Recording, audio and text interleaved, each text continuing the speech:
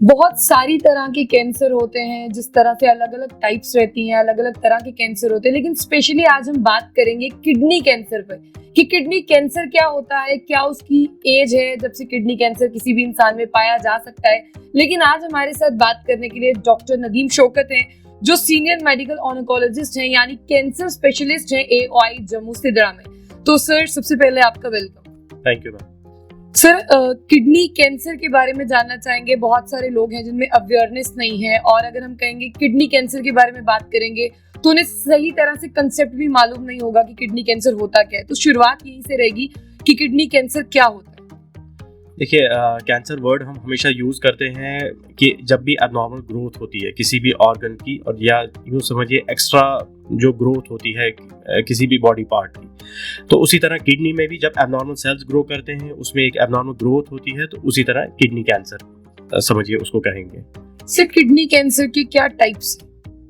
देखिए, आमतौर पे टाइप्स जो हैं जनरली हम जो कहते हैं रीनल सेल कार्सिनोमा होता है जो कॉमन पाया जाता है एडल्ट्स में। उसके बाद जो दूसरा एक किस्म का होता है विल्म्स ट्यूमर, जो कि बच्चों में पाया जाता है। जैसे एज ग्रुप होता है अराउंड 2 साल 3 साल या उससे भी कम की उम्र के बच्चों में।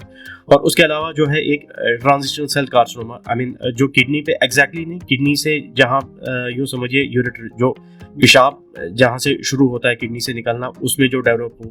तो ये लगभग 3 तरह के जो है किडनी कैंसर्स होते हैं। इसका सबसे, अगर हम अर्ली एज की बात करते हैं तो क्या रह सकता है, मतलब किस एज में ये डिटेक्ट हो सकता है? देखिए, age group, common age group जो अफेक्टेड होता है वो 50 साल से ऊपर या 60 साल से ऊपर की एज में होता है। और उसके अलावा जो है ये बच्चों में भी पाया जाता है, लेकिन दोनों जो है एडल्ट्स का अलग किस्म का होता है और बच्चों का अलग किस्म का होता है। एडल्ट्स में जो है कई बार जो है बहुत ज़्यादा कॉम्प्लिकेट हो जाता है, और बच्चों में जो है मोस्ट ऑफ द टाइम ये क्यूरेटिव होता है, बिल्कुल ठीक भी हो जाते हैं। सर, इसके कॉमन सिम्टम्स क्या रहते हैं? देखिए, कॉमन सिम्टम्स जहाँ तक बात करेंगे एडल्ट्स की, तो उसमें यही कि भारीपन महसूस होना, या कई बार जो है सीधा पेशाब के साथ खून आना या बुखार आना, या फिर ये जो है बार बार जो है यूरिन में जैसे पस सेल्स जो मतलब टेस्ट करते हैं उसमें बार बार आते हैं।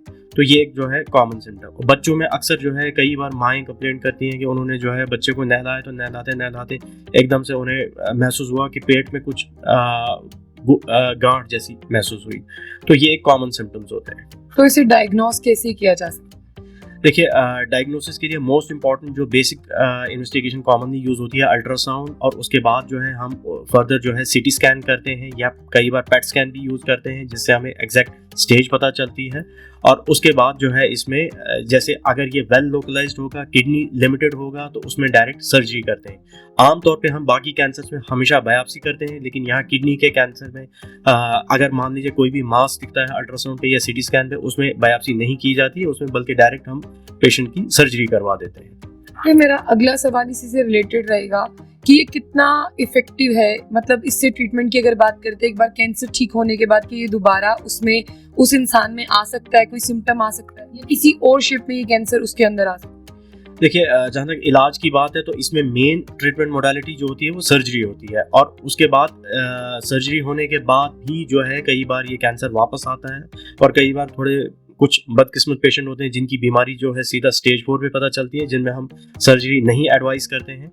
तो उनमें जो है हम उसके अलावा जो ऑप्शन हैं, ट्रीटमेंट ऑप्शंस, वो है जैसे टारगेटेड थेरेपीज आई हैं, और आज की डेट में सबसे जो ब्रेक थ्रू ट्रीटमेंट है वो है इम्यूनोथेरेपी, जो कि एक रिमार्केबल माइलस्टोन या रिमार्केबल अचीवमेंट मानी जाती है in the field of oncology. वो जो है इसमें बहुत ज़्यादा यूज़ किया जाता है। और जहाँ तक बच्चों की बात है, उनमें भी जो है उनमें कन्वेंशनल कीमोथेरेपी यूज़ होती है और सर्जरी यूज़ होती है, और जो है क्योर रेट भी उनमें जो है बहुत ज़्यादा देखा गया है। जिस तरह से आपने कहा कि आप 4 स्टेज में किसी भी पेशेंट को सर्जरी के लिए सजेस्ट नहीं करते, तो सबसे हार्मफुल स्टेज 4 है, तो बाकी स्टेज 3 के लिए किस तरह से ट्रीटमेंट है? स्टेज 3 के लिए तो बस वैसे ही जैसे सर्जरी करवाई, और मोस्ट ऑफ द टाइम उसके बाद फिर अब जो है इम्यूनोथेरेपी की रिकमेंडेशन आई है, अदरवाइज जो है जस्ट फॉलो पे रख देते हैं पोस्ट सर्जरी। किडनी कैंसर की अगर हम ट्रीटमेंट की बात करते हैं तो क्या ये पॉकेट फ्रेंडली है, या इसके लिए बहुत ज़्यादा कॉस्ट का होना ज़रूरी है किसी भी पेशेंट? देखिए, बहुत ही इम्पोर्टेंट सवाल है।